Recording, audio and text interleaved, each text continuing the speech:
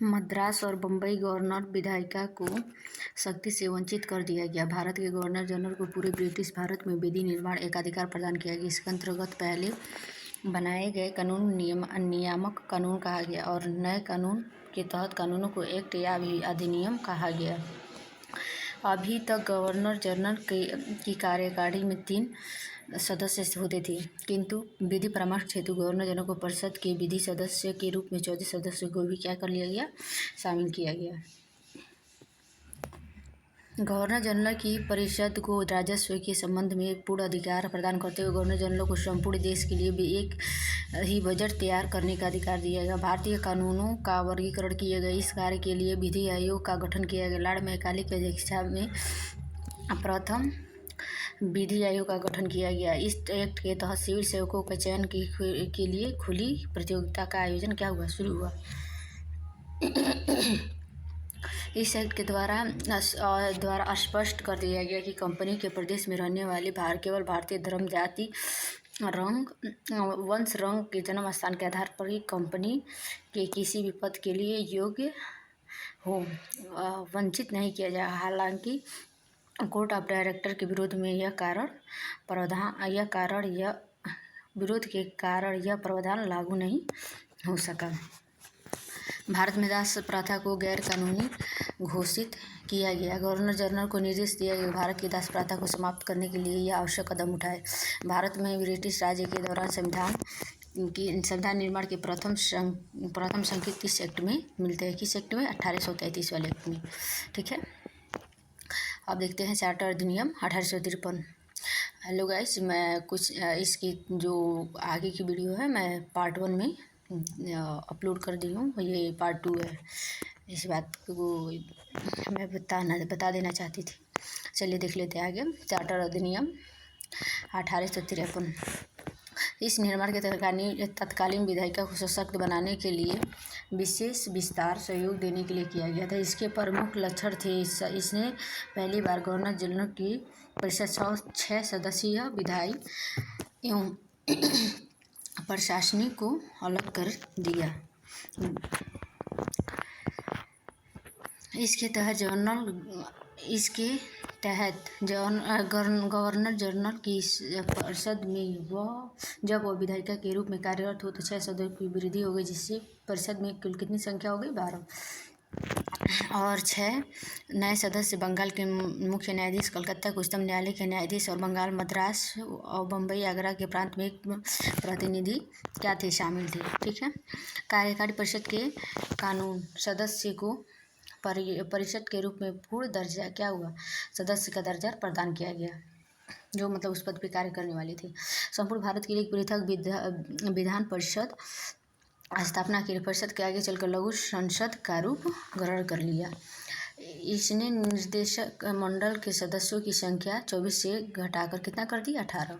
इसके द्वारा भारतीय केंद्रीय विधान परिषद के सर्वप्रथम क्षेत्रीय प्रतिनिधित्व सिद्धांत को प्रतिपादन किया गया। इस अधिनियम के द्वारा भारत सरकारी सेवाओं नामजदगी का सिद्धांत समाप्त कर कंपनी के महत्वपूर्ण पदों की प्रतियोगी परीक्षाओं के माध्यम से भरने की व्यवस्था की गई। पहली बार सिविल सेवा में भारतीयों को शामिल करने का क्या किया गया, प्रावधान किया गया। ब्रिटिश ताज के अधीन पारित अधिनियम। ठीक है, जैसे आपको पता है 1857 क्रांति के बाद 1858 में ये जो हमारे जो भी देश के कानून और जिस शासन करने की जो संस्था थी ब्रिटिश ताज के अधीन चला गया। ठीक है, भारत शासन अधिनियम 1858। 1857 की क्रांति के फलस्वरूप ब्रिटिश क्राउन को भारत का शासन कंपनी हाथों में क्या किया, ले लिया। इस अधिनियम के तहत भारत की संवैधानिक व्यवस्था को में महत्वपूर्ण परिवर्तन किए जो निम्नलिखित है। कोर्ट ऑफ डायरेक्टर तथा बोर्ड ऑफ कंट्रोल को समाप्त कर उनके अधिकार ब्रिटिश मंडल के सदस्यों को क्या किया गया, सौंपा गया।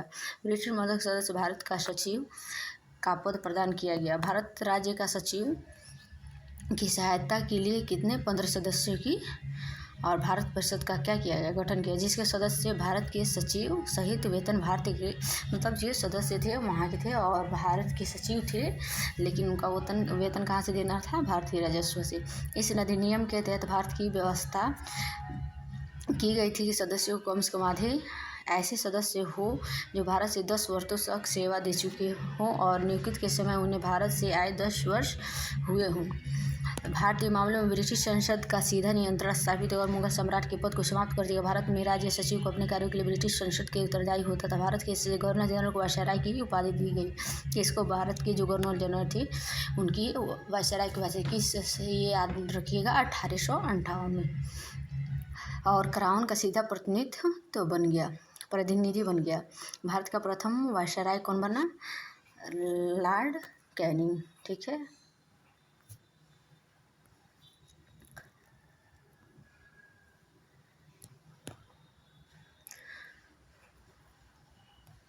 Governor general the viceroy of India पदनाम भी दिया गया। वह प्रतिवर्ष भारत के राजनैतिक और आर्थिक प्रगति की रिपोर्ट ब्रिटिश संसद के समक्ष क्या करता था? प्रस्तुत करता। भारतीय सचिव की अधिनियम। भारतीय परिषद अधिनियम 1861। भारतीय परिषद अधिनियम 1861 से संवैधानिक इतिहास में महत्वपूर्ण घटना है क्योंकि इसके द्वारा भारत सरकार को मंत्रिमंडल व्यवस्था नींव रखी गई। इस अधिनियम की प्रमुख प्रावधान निम्न थी। इस अधिनियम के द्वारा कार्यकारी परिषद के सदस्यों की संख्या 4 से बढ़ाकर 5 कर दी गई। इनमें 3 सदस्य प्रशासनिक सेवा के होते जो भारत में रहने का 10 वर्ष का क्या होता था? अनुभव प्राप्त होता था। शेष 2 सदस्य जो 5 वर्ष विधि संबंधी प्राप्त होना आवश्यक था, मतलब विधि का जो अनुभव था, विधि संबंधित अनुभव से प्राप्त होना आवश्यक था 5 सदस्य को। वायसराय की विधान परिषद में न्यूनतम संख्या कितना 6 और अधिकतम 12 कर दी गई। मनोनीत सदस्यों को भी प्रावधान किया गया था। इनमें कम से कम आधे सदस्य गैर सरकारी होना किंतु शक्तियाँ विधि निर्माण तक ही सीमित थी। 1862 में लॉर्ड कैनिंग ने मतलब पहली बार 62 में बनारस के राजा और पटियाला के महाराजा और सर दिनकर राव को विधानसभा में क्या किया गया? मनोनीत किया गया। वायसराय के विधान परिषद में भारतीयों के नाम निर्दिष्ट करने की शक्ति प्रदान की। भारत राज्य सचिव के नियंत्रण और निरीक्षक के कार्य करते थे और वायसराय को विशेष अधिकार या आपात स्थिति में अध्यादेश जारी करने का अधिकार दिया गया। वायसराय को आवश्यक नियम एवं आदेश जारी करने की शक्ति प्रदान की गई, जिसके तहत लॉर्ड कैनिंग भारतीय शासन संविभागीय प्रणाली की शुरुआत। इस अधिनियम में बम्बई मद्रास प्रेसिडेंसियों को कानून बनाने की शक्ति वापस देकर विकेंद्रीकरण की प्रक्रिया की शुरुआत की गई। भारतीय परिषद अधिनियम 1861 का देखे थे हम, अब 1892 का। ठीक है। इस अधिनियम द्वारा केंद्रीय प्रांतीय विधान परिषदों की संख्या को बढ़ा दिया गया। केंद्रीय विधान परिषद न्यूनतम संख्या 10 और अधिकतम कितना कर दिया गया? 16 गैर सरकारी निर्धारित किए गए और मतलब 16 के अतिरिक्त गैर सरकारी मतलब निर्धारित किए। गवर्नर जनरल को उनको नामांकित करने के लिए नियम बनाने का प्राधिकार प्राप्त था। परिषद के भारतीय सदस्यों की वार्षिक बजट का बहस करने और सरकार को प्रश्न पूछने का अधिकार भी दिया गया, लेकिन परिषद के अध्यक्ष को भारतीय सदस्यों द्वारा पूछे गए किसी भी प्रश्न को स्वीकृत या अस्वीकृत का अधिकार प्राप्त था। केंद्रीय एवं प्रांतीय विधान परिषदों में गैर सरकारी संबंधों को नियुक्त प्रत्यक्ष सीमित चुनावी प्रावधान किए गए। हालांकि 1892 के अधिनियम में चुनाव शब्द का क्या प्रयोग नहीं हुआ था। ठीक है, ये नोट देख लेते हैं। भारतीय परिषद अधिनियम 1892 से भारतीय राष्ट्रीय कांग्रेस के 1879 से 1891 तक अधिवेशन के स्वीकार किए गए प्रस्ताव से प्रभावित होकर पारित किया गया था।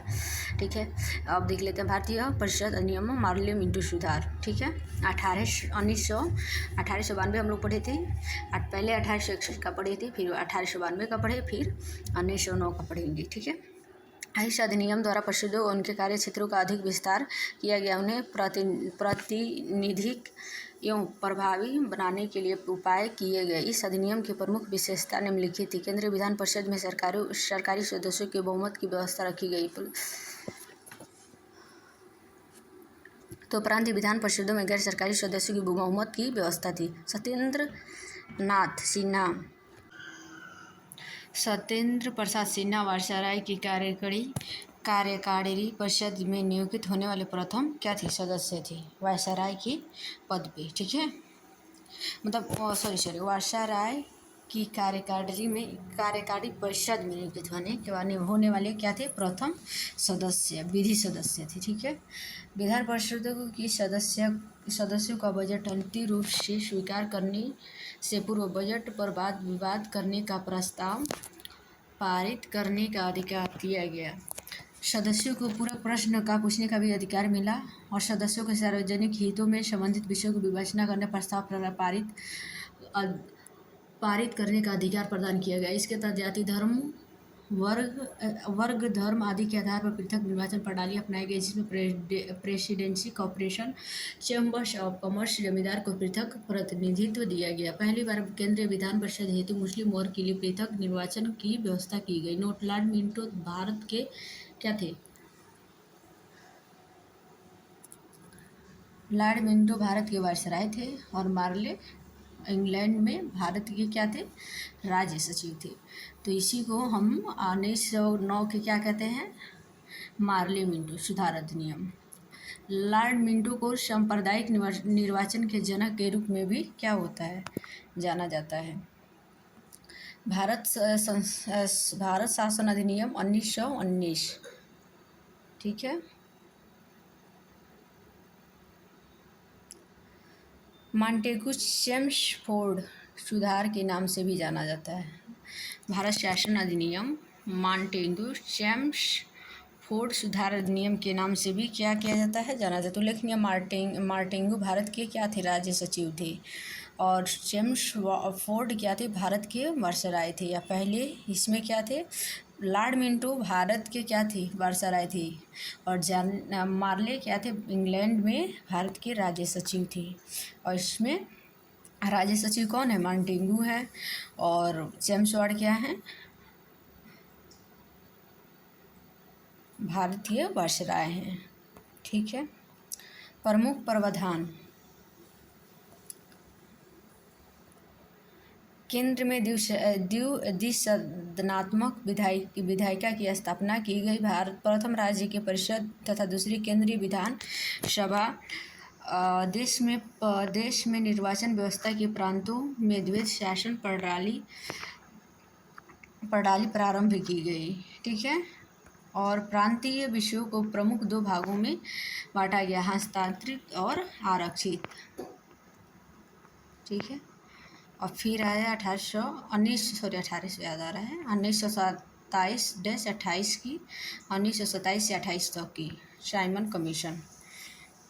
1919 के बाद भारत में 1919 के भारत शासन अधिनियम में कहा गया कि अधिनियम पारित होने के बाद 10 वर्ष एक संवैधानिक आयोग नियुक्त की जाएगी जो जांच करेगा कि भारत में उत्तरदायी शासन की दिशा कहाँ तक प्रगति करने की स्थिति में। आयोग की नियुक्ति में 10 वर्ष के बाद जानी चाहिए थी, लेकिन ब्रिटेन में तत्कालीन कंजर्वेटिव सरकार ने 2 वर्ष पूर्व ही साइमन कमीशन नियुक्त 18 नवंबर 1927 को कर दी, क्योंकि इससे आशंका थी कि 2 वर्ष बाद लेबर पार्टी सरकार राज्य समर्थक सदस्यों वाले वैधानिक आयोग की नियुक्ति कर सकती है। साइमन कमीशन की नियुक्ति राज्य सचिव बर्किनहेड ने की थी। सर जॉन साइमन की अध्यक्षता में गठित साइमन आयोग 7 सदस्य थे। 7 सदस्य अंग्रेज होने के कारण विरोधी का क्या हुआ? कारण बना, इसलिए श्वेत कमीशन कहकर बहिष्कार किया गया। जहाँ आयोग वहाँ साइमन गो बैक का नारा दिया गया।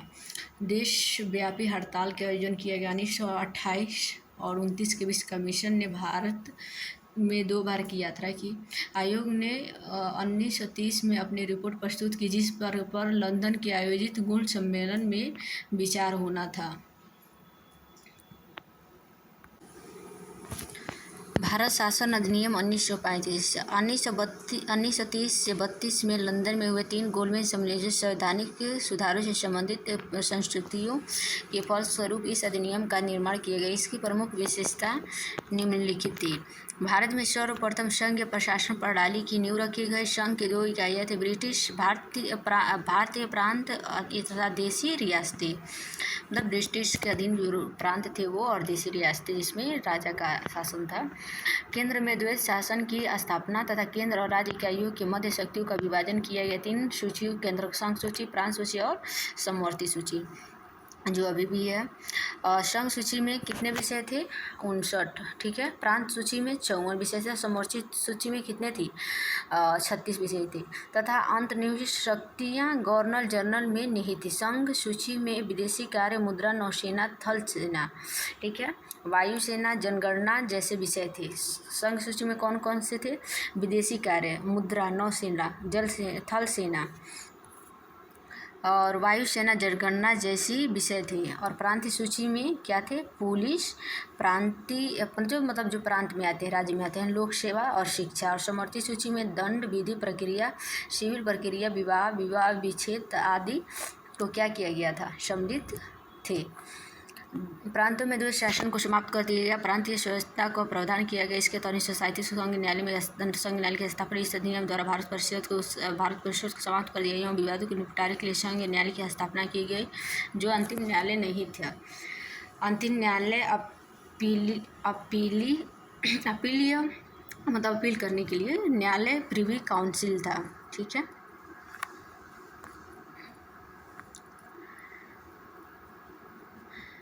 बर्मा वर्तमान में म्यांमार को भारत से 1937 में अलग कर दिया गया। म्यांमार भारत से अलग कब हुआ था? 1937 में। प्रांतीय विधानमंडलों का विस्तार किया गया। प्रांतों में 11 में से 6 विधानमंडलों, 2 सदनों की व्यवस्था की गई। 6 प्रांत असम, बिहार, मुंबई, मद्रास एवं संयुक्त प्रांत। इसके अंतर्गत मुद्रा में शाख पर नियंत्रण के लिए भारतीय रिजर्व बैंक की स्थापना भी की गई।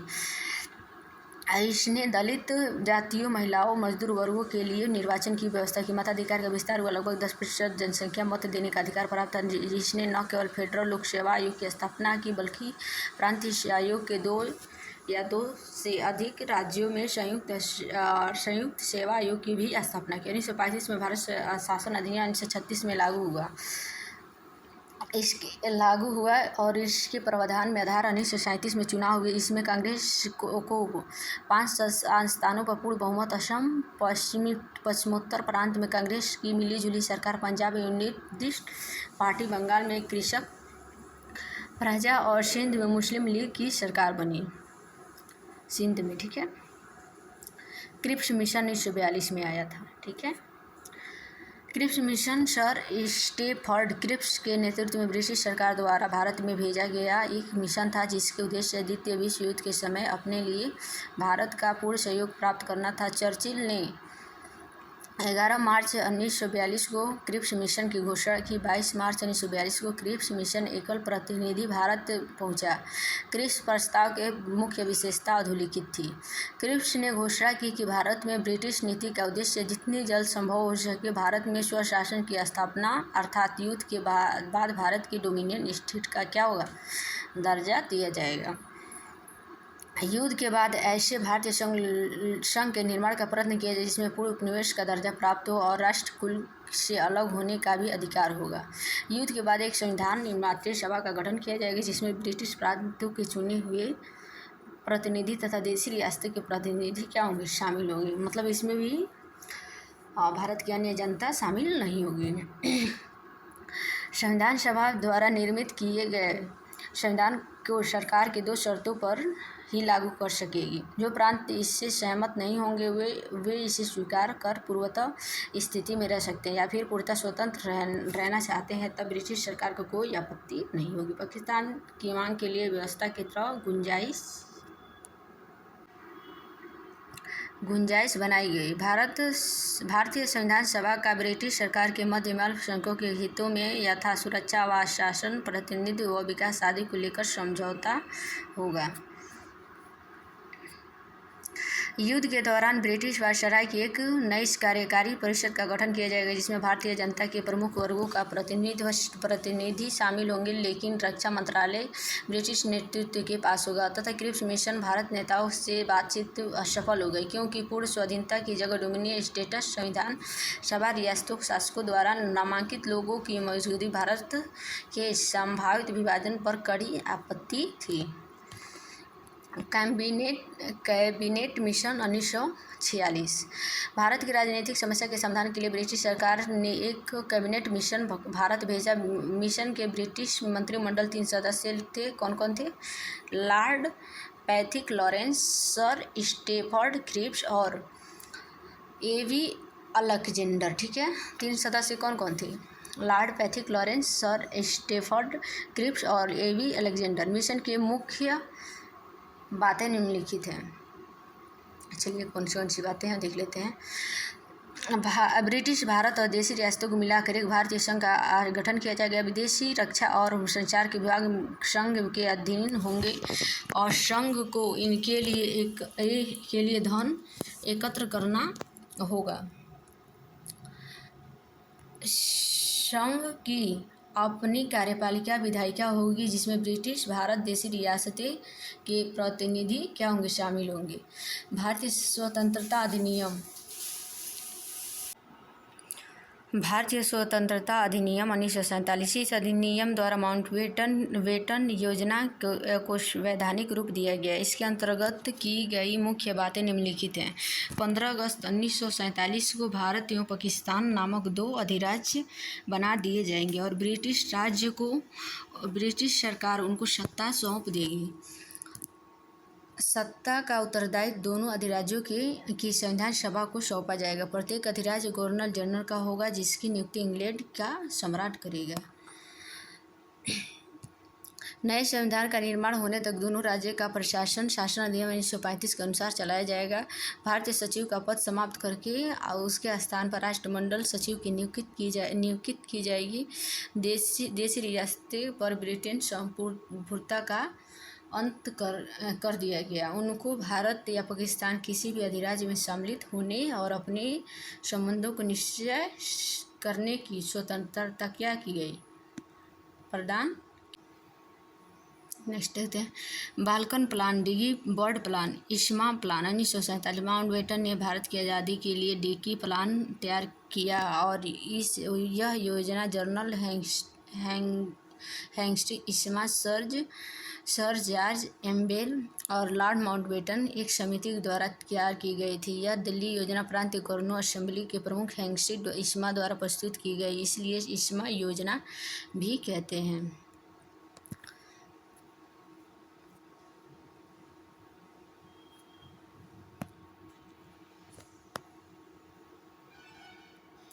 का जो है इस योजना के तहत प्रावधान किया गया कि सत्ता का हस्तांतरण पृथक प्रांतों को किया जाए या सत्ता का हस्तांतरण पहले यदि परिसंघ का गठन हो जाए तो उसके साथ ही इसमें यह भी प्रावधान था कि बंगाल एवं पंजाब को यह विकल्प दिया जाए कि वो अपने बंटवारे के लिए जनमत संग्रह का सहारा ले सकते हैं। इस प्रकार देशी रियासतों के साथ विभिन्न समूहों को यह छूट होगी कि वे भारत में शामिलित होना चाहते हैं या पाकिस्तान में, या फिर अपना स्वतंत्र अस्तित्व बनाए रखना चाहते हैं। इस योजना के विवरण माउंटेन जवाहरलाल नेहरू सामने रखा था। उन्होंने तुरंत स्वीकार मना कर दिया। बताया कि इस योजना की तरफ भारत में बाल्कनीकरण को आमंत्रित करेगी और संघर्ष हिंसा को भड़काएगी, अतः इस योजना बाल्कन प्लान भी कहा जाता है। स्वतंत्रता पूर्व गठित अंतरिम मंत्रिमंडल 1946। चलिए इसको देख लेते हैं। क्रम सदस्य और संबंधित विभाग। तो जवाहरलाल नेहरू क्या थे? राष्ट्रमंडल संबंध तथा विदेशी मामले में से। और सरदार वल्लभ भाई पटेल का किससे संबंधित है? गृह, सूचना और प्रसारण से।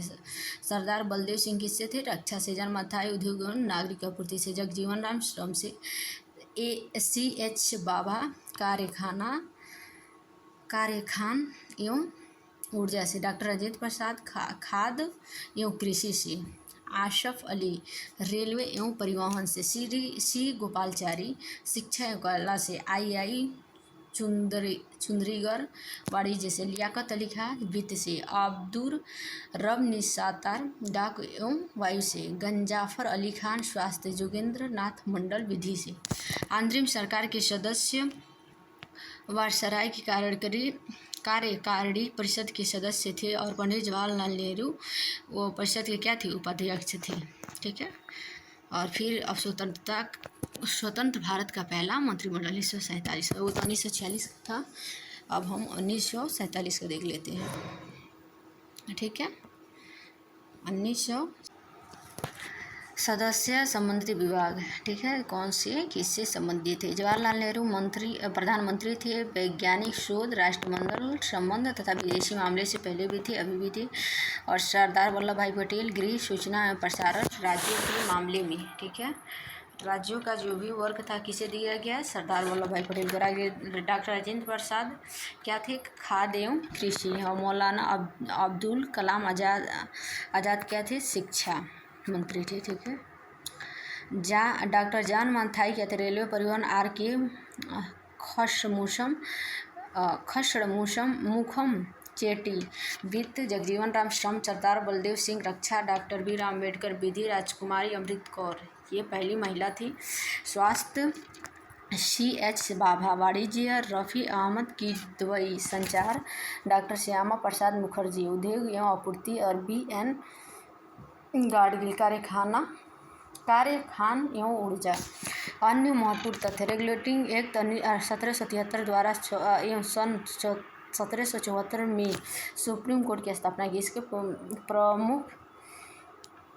इसके मुख्य न्यायाधीश सर एलिजा शाह इम्पे थे। इस बात को आप लोग याद रखिएगा। रेगुलेटिंग एक्ट 1773 में प्रथम था, रेगुलेटिंग एक्ट जो था तो 1773 से संबंधित था। और उसमें 1774 में क्या थी हुई? कोलकाता में सुप्रीम कोर्ट की स्थापना हुई थी और इसके मुख्य न्यायाधीश कौन थे? सर एलिजा शाह इम्पे थे। ठीक है।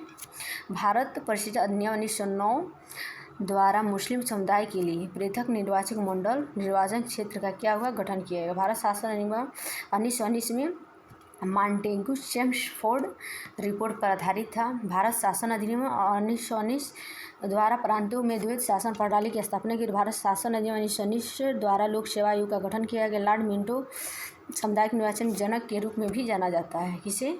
लॉर्ड मिंटो को। ठीक है। और द्वैत शासन प्रणाली 1919 में 19 से है और 1919 लोक सेवा, ये दोनों आप लोग ध्यान दीजिए इस बात।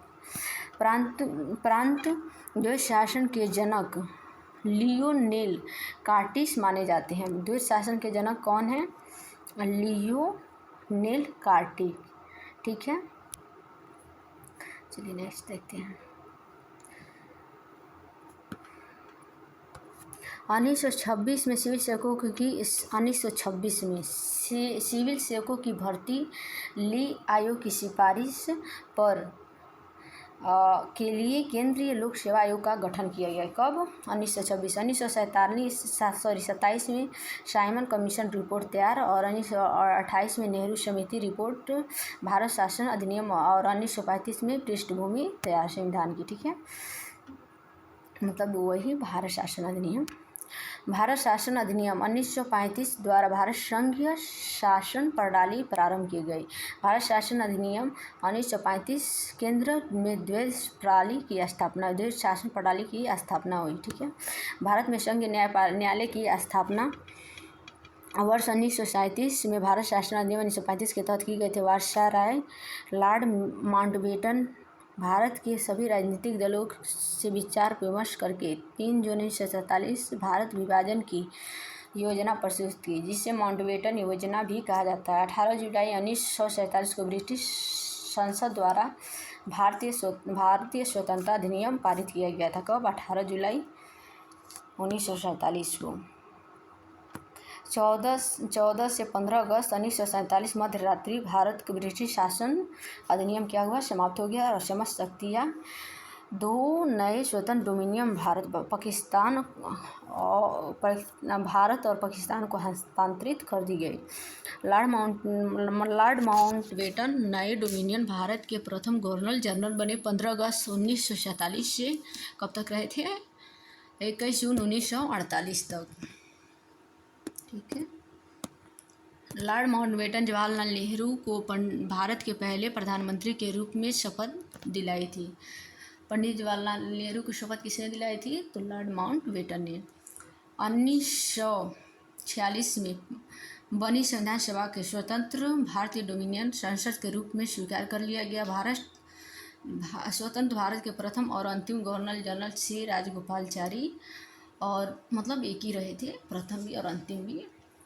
21 जून 1948 से 26 जनवरी 1950 तक रहे थे। ठीक है।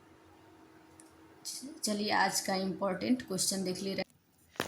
चलिए इस चैप्टर का अब अभ्यास प्रश्न देख लेते हैं। ठीक है। पहला क्या है? 1935 गवर्नमेंट ऑफ इंडिया एक्ट क्यों महत्वपूर्ण है? तो ऑप्शन क्या दिया है? यह भारतीय संविधान का प्रमुख स्रोत है। इसके द्वारा भारत को स्वतंत्रता मिली थी। इसमें भारतीय विभाजन उल्लिखित है। इसके द्वारा रियासतें क्या हुई थी? समाप्त हुई थी। तो इसमें तो तीनों ऑप्शन ये गलत है, इसका ऑप्शन ए सही है।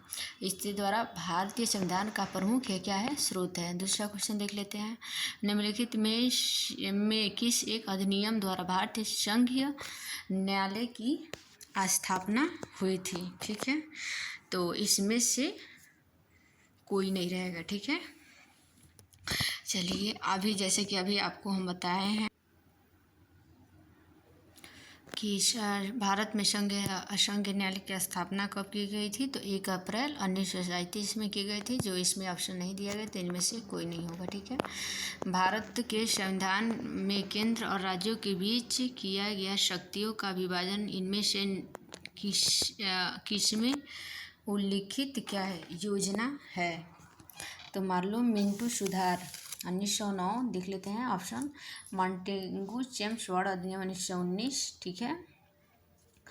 और भारत शासन अधिनियम 1935 और भारतीय स्वतंत्रता अधिनियम 1947। ठीक है। तो इस क्या क्वेश्चन एक बार और देख लेते हैं। भारत में संविधान में केंद्र और राज्यों के बीच किया गया शक्तियों का विभाजन इनमें से किसमें उल्लिखित योजना पर आधारित है? तो इसका ऑप्शन नंबर सी सही हो जाएगा। 1935। किस अधिनियम में अखिल भारतीय महासंघ स्थापित करने का प्रावधान शामिल है? तो स्पष्ट है, भारत शासन अधिनियम 1935। ठीक है।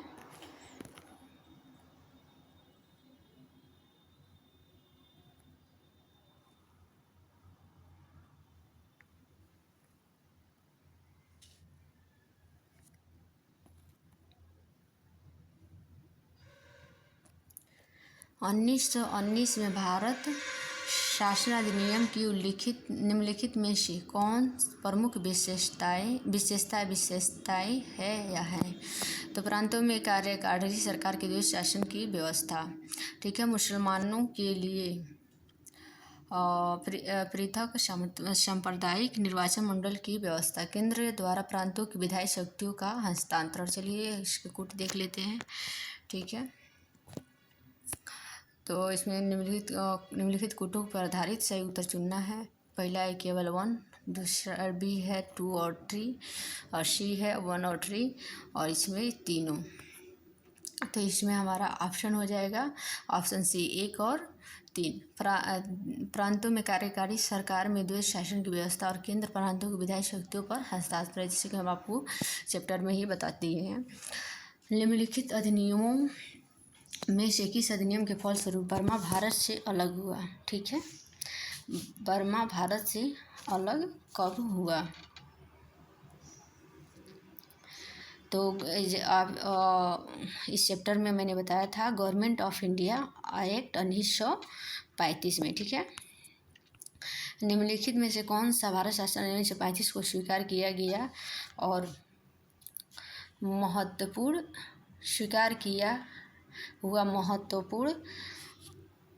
अस्थायी अवय नहीं है, मतलब नहीं है। तो देश के लिए लिखित संविधान, विधानमंडलों के लिए निर्वाचित एवं जवाबदेही प्रतिनिधि, एक महासंघ योजना पर विचार, विधानमंडल के लिए सरकारी सदस्यों को समावेशित किया जाना। तो इसका ऑप्शन कौन सा सही हो जाएगा? ऑप्शन ए, देश के लिए लिखित संविधान। ठीक है, option D, sorry 8, sorry question number 8, निम्नलिखित में से कौन सा 1946 में गठित प्रथम अंतरिम राष्ट्रीय सरकार का सदस्य नहीं थी? 1946, 47 नहीं पूछ रहा, 1946 पूछ रहा है। तो डॉक्टर एस राधाकृष्ण, ठीक है, श्री गोपालाचारी भी थे, डॉक्टर राजेंद्र प्रसाद भी, जगजीवन राम भी थी। और क्वेश्चन नंबर 9, किस वर्ष रेगुलेटरी एक्ट 1974 के तहत भारत कोलकाता सर्वोच्च न्यायालय की स्थापना की गई थी? तो ऑप्शन आपका सही हो जाएगा 1774। ठीक है, भारतीय विधायिका प्रथम भारतीय सदनीय व्यवस्था कब बनाई गई? ठीक है, तो 1919 के भारत शासन अधिनियम द्वारा। ठीक है, निम्नलिखित में से किस अधिनियम द्वारा भारतीयों को विधान परिषदों का बजट पर बहस करने की शक्ति प्रदान की गई? तो 1892, भारत शासन अधिनियम 1892। किन अधिनियमों द्वारा भारत के व्यापारियों एकाधिकार को अंशतः पूर्णतः समाप्त कर दिया गया? 1813 व 1833 के चार्टर अधिनियम के द्वारा। ठीक है, क्वेश्चन नंबर 13,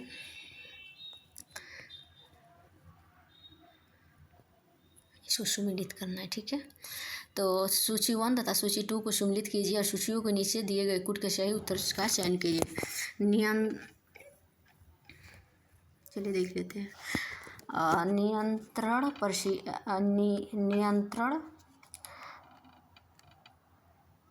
क्या दिया? नियंत्रण परिषद की स्थापना। ठीक है, तो इसका ऑप्शन हो जाएगा ऑप्शन नंबर 2, पिट्स भारतीय अधिनियम कब हुआ था? पिट्स भारत अधिनियम 1784 में। तो इसका ऑप्शन 2 सही हो जाएगा। बी दिया है सर्वोच्च न्यायालय की स्थापना, तो नियामक अधिनियम 1773। ठीक है, और क्या दिया है? सी, इंग्लिश मिशनरियों को भारत में कार्य करने की अनुमति,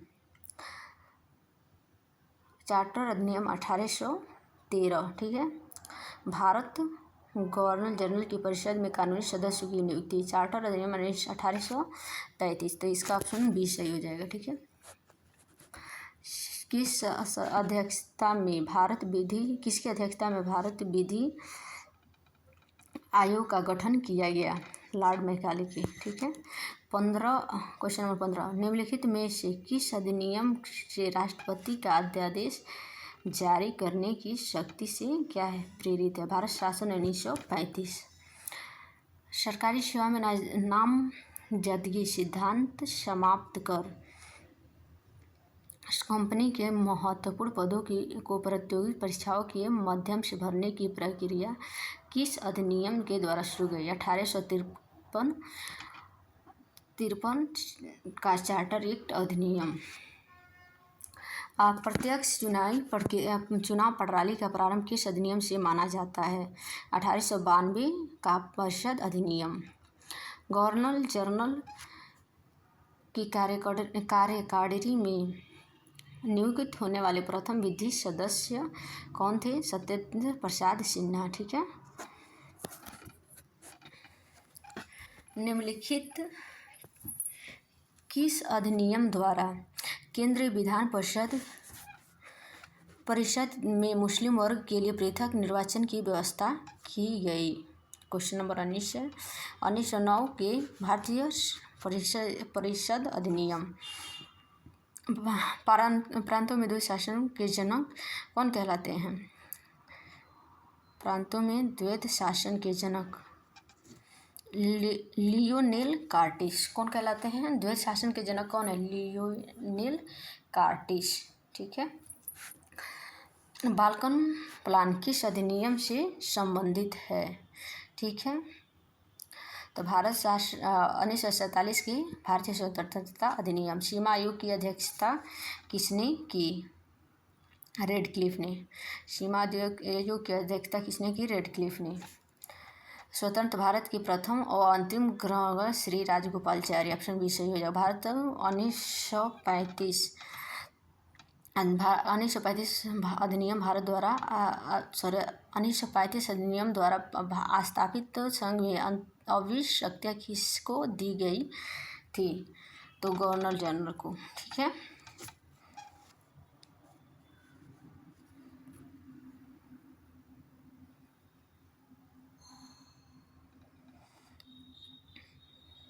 किस अधिनियम द्वारा कंपनी का चीन और पूर्व देशों के साथ चाय के व्यापार पर का एकाधिकार 20 वर्षों के लिए क्या किया? बढ़ाया गया। 1813 का चार्टर अधिनियम। निम्नलिखित में से किस वर्ष ब्रिटिश काल में बजट की व्यवस्था शुभारंभ की गई? 1860। ठीक है। 27। निम्नलिखित में से किस अधिनियम की कमियों को दूर करने के उद्देश्य से एक्ट ऑफ सेटलमेंट लाया गया? तो 1773 के रेगुलेटिंग एक्ट। 1946 में कैबिनेट मिशन के में प्रमुख 3 सदस्य कौन थे?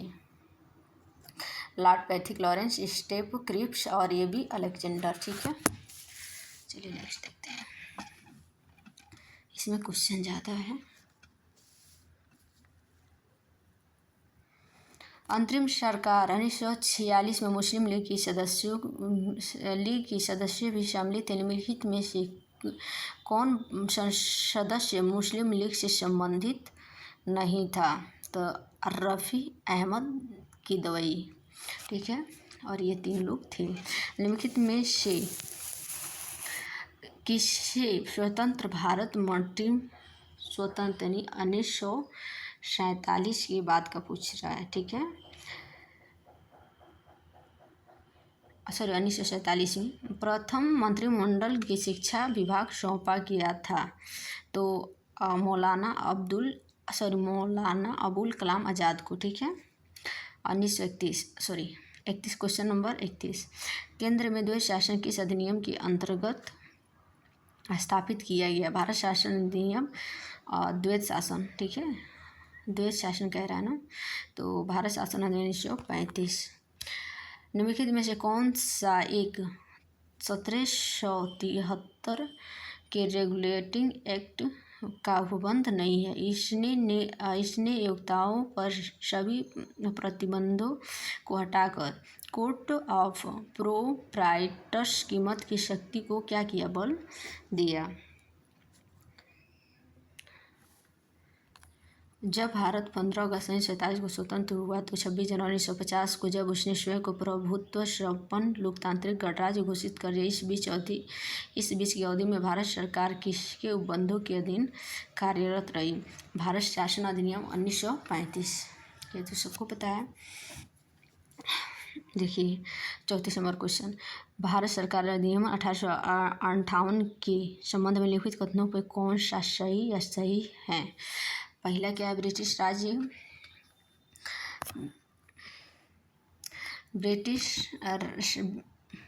राज ने ईस्ट इंडिया कंपनी को भारत पर संपूर्णता ग्रहण की थी। ब्रिटिश संसद ने भारत के शासन के लिए पहला कानून ब्रिटिश राज के प्रत्यक्ष शासन का अधिनियम अधिनियमित किया था। इस अधिनियम देश के प्रशासन में बिना किसी लोकप्रिय सहभागिता को वाले निरंकुश साम्राज्यिक नियंत्रण के सिद्धांतों पर अधिशासित था। तो इसका ऑप्शन नंबर सी तीनों सही हो जाएगा। ठीक है। 35 नंबर क्वेश्चन देख लेते हैं।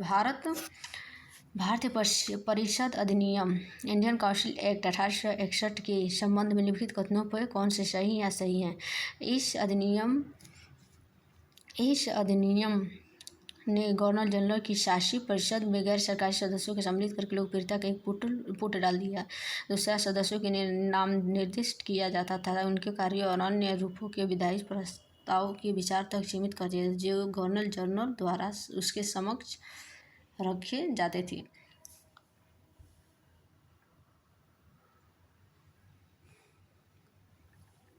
तीसरा, गवर्नर जनरल के पास प्रभावी विधायी शक्तियाँ नहीं थी। तो इसका ऑप्शन केवल 1 और 2 सही हो जाएगा, क्योंकि उसके पास शक्तियाँ थी। ठीक है, इसमें नहीं दिया है। चलिए 36वां क्वेश्चन देख लेते हैं। निम्नलिखित में से किस अधिनियम ने पहली बार गवर्नर जनरल के कार्यकारी परिषद में निश्चित अतिरिक्त गैर सरकारी सदस्यों का अंतर्वेशन मुहैया कराया था? 1861। ठीक है, भारत परिषद अधिनियम 1861। ठीक है, क्वेश्चन नंबर 37 देख लेते हैं।